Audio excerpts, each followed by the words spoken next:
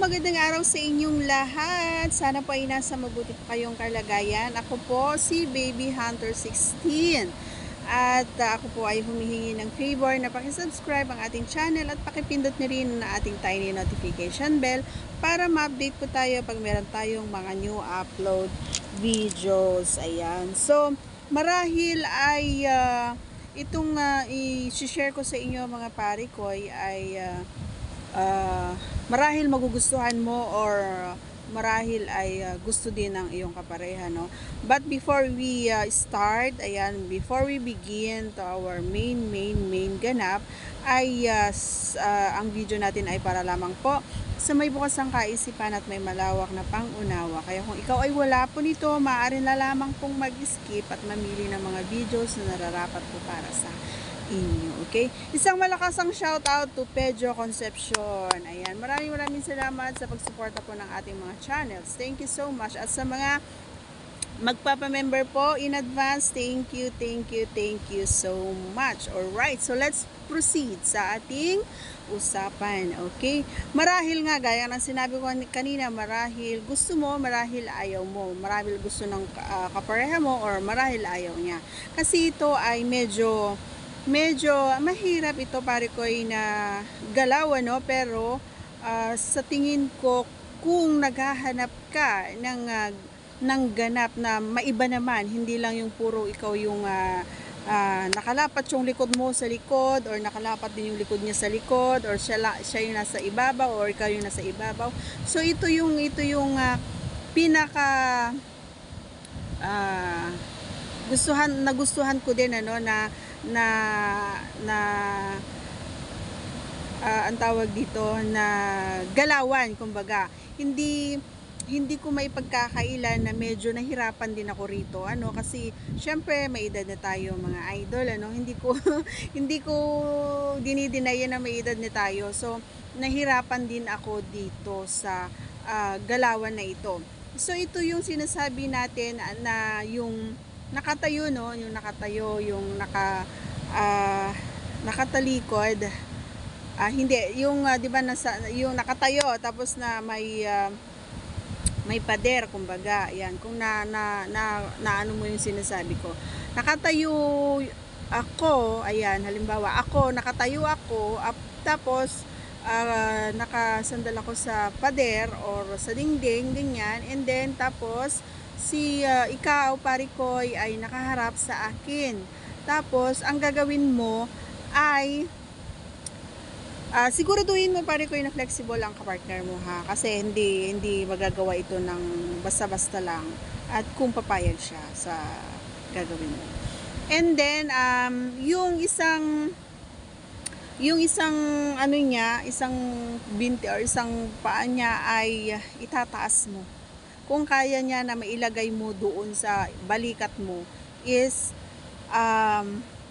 mas maganda, mas okay. Pero pag hindi naman niya kaya, pwede naman na hanggang bewang lang, ano. Pero mas maganda, pare ko, kapag mailalagay niya sa taas doon sa balikat mo. Yan, kung napagkikita mo yung sinasabi ko, ano, yung talagang parang naka-stretch, kumbaga yung kanyang binti na isa.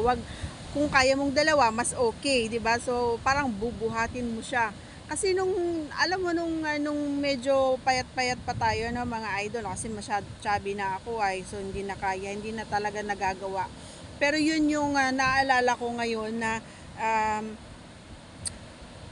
may mga nagtatanong kasi kung ano pa ba yung mga maisa-suggest natin, no? So yun yung dati kasi dalawang halos buhatin ako, and then nakalagay yung dalawang bintis doon sa pero nakatayo ka dapat, pare ko, no?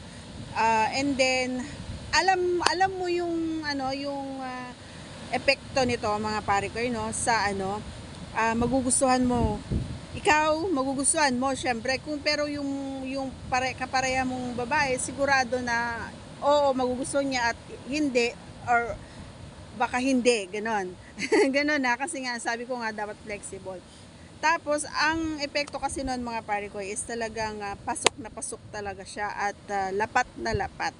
Oo, yung iyong T doon sa kanyang P. Lapat na lapat talaga siya at alam mo yung pag pasok pa lang ng T doon sa P, doon sa taasbo, ay talaga naman na mararamdaman mo na, pare ko, yung pinakadulo, oo, ng ng P, pinakadulo. So makakaramdam ka talaga ng KILITI, oo, talagang mabilis ka talagang mabilis mong maaabot yung gusto mong abutin, at makakaramdam ka talaga ng, alam mo yon, ng KILITI. So totoo yon, kasi nangyari to sa akin kahit sa babae, kapag nagawa nyo yon, pare ko, ay kakaibang, syempre kakaibang explore na naman yon, di ba? And may experience din ng kapareha mo yung sinasabi na mararamdaman din niya yun yung dulong-dulo talaga siya. At syempre, habang ginagawa mo yon, ay sasabayan mo ng pagkad YOT. Sabayan mo ng medyo dahan-dahan lang, kasi nga, 'di ba, sabi ko, malalim ang maaabot nito. So ibig sabihin, may posibilidad na masakit para sa kanya, or may posibilidad din na magugustuhan niya. So kailangan idahan-dahan mo lang ang pagkad YOT para hindi siya mabigla, kumbaga, lalong-lalo na kung first time mo siyang gagawin ito sa kanya. Yun yung ibig kong sabihin, no, pare ko. Sa mga gusto lang na itry ito, pwede nyong gawin. Ayan, so kung flexible naman kayo, kahit na nasa edad na kayo, walang problema yon, para maiba lang, kumbaga, hindi yung lagi araw-araw na gano'n, nakahiga na lang kayo, nakahilata, gano'n. So isang way yon para mai-express mo, kumbaga, sa kapareha mo na nag-explore ka at gusto mo pang iparanas sa kanya yung mga bagay na hindi pa niya na-experience, kumbaga. At doon mo rin makikita sa kilos niya, or sa ang tawag dito, o sa kilos niya, yung pananabik, kumbaga, habang ginagawa mo iyon at sumasabay siya sa pagkad YOT, habang ikaw ay kumakad YOT din, ay sigurado na malalaman mo na gusto niya yon or hindi, 'di ba? Kasi pag ako kasi, kapag gusto ko yung ginagawa ng kapareha natin is sinasabayan ko, no, para ko sinasabayan ko ng pagklap-klap para maramdaman din niya, kumbaga, yung nakakapagod dito gawin, no, mga idol. So sinasabi ko na nakakapagod dito, pero very very exciting talaga siya pagkatapos, kasi nga, gaya ng sinabi ko kanina, mararamdaman mo yung pinakadulo, at alam ko mabilis na mabilis ka talaga, lalong lalo na yung mga nakaka-experience ng matagal na na maabot yung gusto nilang maabot. So mas mapapabilis, kahit sa mga kababaihan, mapapabilis, kasi nga